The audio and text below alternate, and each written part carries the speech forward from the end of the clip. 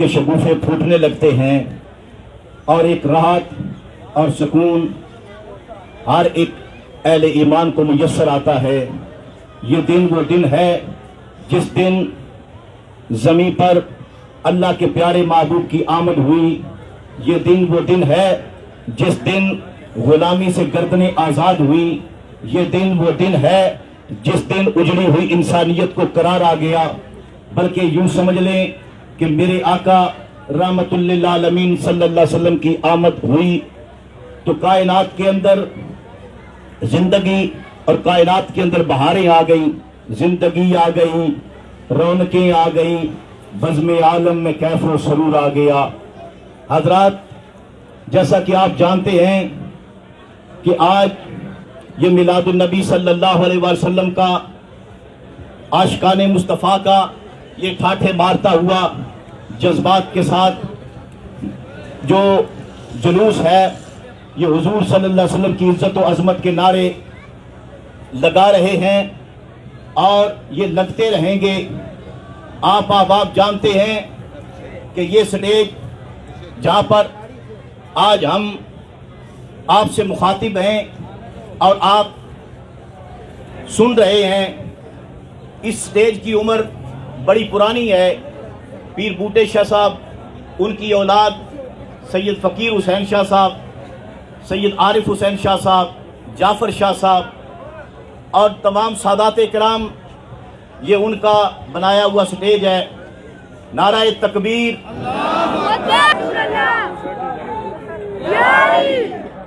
جیسا کہ میں نے عرض کیا، آپ سٹیج پر وہی بہاریں دیکھ رہے ہیں۔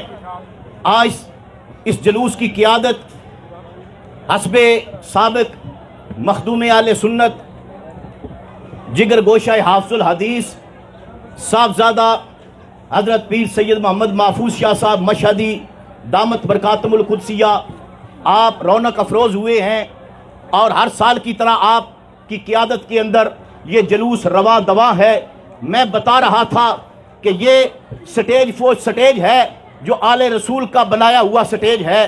یہ سٹیج وہ سٹیج ہے جہاں پر میرے استاد حضور خضر ملت پیر سید خضر حسین شاہ صاحب چشتی رحمت اللہ تعالیٰ علیہ وہ تقریر ارشاد فرمایا کرتے تھے۔ آج وہ کہتے ہیں کہ وہی بزم ہے، وہی دھوم ہے، وہی بزم ہے، وہی دھوم ہے، وہی عاشقوں کا ہجوم ہے۔ کمی ہے تو صرف اس چاند کی جو تہ مزار چلا گیا۔ حضرات گرامی، بس وہ کہتے ہیں ساقی کی نوازش جاری ہے، مہمان بدلتے رہتے ہیں۔ ارے زمانہ گزرتا رہے گا، نسلیں تبدیل ہوتی رہے گی، لیکن اللہ کی قسم زمانہ کوئی بھی ہو، میرے آقا کی عزت کے نعرے لگتے رہیں گے، حضور کی عظمت کے نعرے لگتے رہیں گے۔ رہے گا یوں ہی ان کا چرچا رہے گا، رہے گا یوں ہی ان کا چرچا رہے گا۔ پڑے خاک ہو جا اور جل جانے والے میرے آقا کی عزت کا جلوس آج یہ حضور کے مستانے، حضور کے دیوانے، کملی والے کے عشاق، یہ وہ لوگ ہیں کبھی ان کے والدین اس جلوس کے اندر شامل ہوتے تھے، آج اولادیں اس جلوس کی رونق ہے۔ حضرات گرامی، یہی پیغام آج دنیا والوں کو دینا چاہتے ہیں اس جلوس کی وساطت کے ساتھ۔ لوگوں آؤ، اپنی اولاد کو رسول اللہ کا دیوانہ بناؤ، اپنی اولاد کو رسول اللہ کا عاشق بناؤ، اپنی اولاد کو رسول اللہ کی عزت میں مر مٹنے والا بناؤ۔ تو مگر چلے بھی گئے، آقا کی عزت کے نعرے تو لگتے ہی رہیں گے، لیکن تمہارا حصہ اور تمہاری عظمت کے جھنڈے بھی بلند ہوتے رہیں گے۔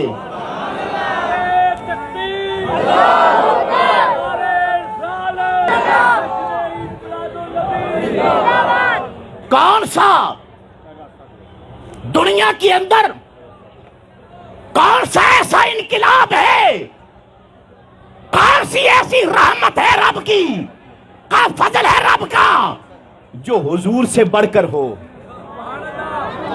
آج کے دن حضور تشریف لائے ہیں، حضور نے اس دھرتی پر قدم رکھا ہے، اور میں نہیں بیان کرتا، علماء ہی نہیں بیان کرتے، پاک نبی نے خود میلاد بیان کیا۔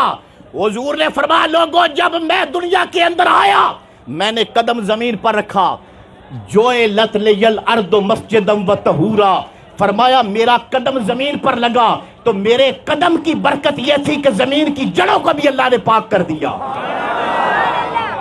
اللہ نے زمین کی جڑوں کو پاک کر کے ستھرا کر کے مسجد بنا دیا. میں آپ سے پوچھتا ہوں، یہ میلاد کا وہ جملہ ہے جو میرے آقا صلی اللہ علیہ وسلم کے فرمان سے ثابت ہے. یہ حضور نے خود اپنے میلاد کی برکات بیان فرمائی. فرمایا پہلی برکت یہ تھی کہ میں نے قدم رکھا، زمین کو ستھرا کر دیا. اوہ جس نبی کے قدم کی اتنی برکت ہے تو باقی جسم تو جسم ہے، باقی جسم تو جسم ہے. ہم کہتے ہیں او نبی کے میلاد کی بات بھی سنو. جس نبی کے قدم کی یہ برکت ہے اس نبی کے جسم کی برکت کیا ہوگی؟ اور جسم تو جسم رہا. میرے نبی کا جو جگر ہے، میں نے کہا تم اس بات کو نہیں سمجھے. وہ ایک قدم لگے تھے، قدم کی برکت سے زمین کی جڑیں پاک ہو گئی. جو کملی والے کا جگر ہے آج ان کی برکات دیکھ رہے ہو. یہ سید اس جگر کے جگر ٹکڑے ہیں. وہ جگر کیا ہے؟ حضور نے فرمایا تھا فاطمہ بضعۃ منی، فاطمہ بضعۃ منی. فاطمہ میرے جگر کا ٹکڑا ہے، میرے جگر کا حصہ ہے. اگر قدموں کو شمار نہیں کیا جا سکتا تو نبی کے جگر کے ٹکڑے کی عظمت کو بھی شمار نہیں کیا جا سکتا. اور آج تک نبی کے قدموں کی برکات کو کوئی نہیں روک سکا. جس نبی کے قدموں کی برکت کو اس نبی کے جگر کے ٹکڑے کی شان کو اور عظمت کو بھی کوئی نہیں روک سکے گا. زمانہ گزرتا جائے گا، سادات آتے جائے رہیں گے، یہ حریت کے قافلوں کی سرداری کرتے جائیں گے.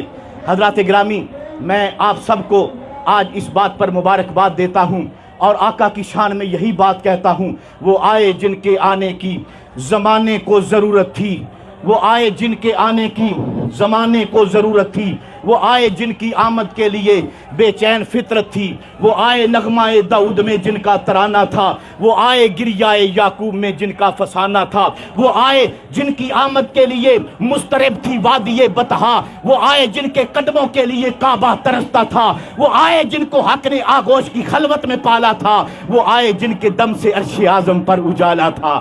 حضور آئے تو زندگی کا راز پا گئی دنیا. اندھیروں سے نکل کر روشنی میں آ گئی دنیا. سطح چہروں سے زنگ اترا، بجھے چہروں پہ نور آیا. حضور آئے تو انسانوں کو جینے کا شعور آیا. انہی الفاظ کے ساتھ میں اپنی تقریر کا اختتام کرتا ہوں. سٹیج پر علماء کرام کی ایک انجمن قائم ہو چکی ہے. حضرت علامہ محمد اسلم نقشبندی صاحب اپنی دوستوں کے ساتھ تشریف لائے. میں سامنے دیکھ رہا ہوں جامعہ محمدیہ غوثیہ الفری ٹاؤن کے اساتذہ اکرام اور تمام طلباء وہ تشریف فرما ہیں.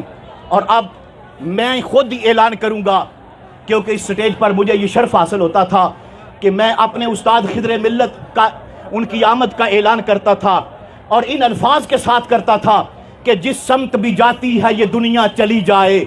آج پھر اعلان کر رہا ہوں ان کے شہزادے کا، پیر سید معین حسین شاہ صاحب کا اعلان کر رہا ہوں.